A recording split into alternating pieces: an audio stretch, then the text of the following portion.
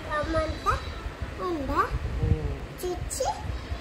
ఏం పడింది దక్ష నీ ఫింగర్స్ ఉంటాయి కదా కంటిలో గుచ్చుకుంది నొప్పి అవుతుంది కన్ను తీసేసా ఈ కన్నే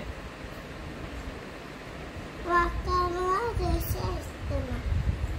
ఎప్పుడు వరకు తగ్గిపోతుంది డాక్టర్ నేను శాంతం తగ్గిపోతుంది కళ్ళు కనిపించే కదా అవును బుక్కులో అందుకే కళ్ళు చూస్తుంది అవునా ఏమన్నా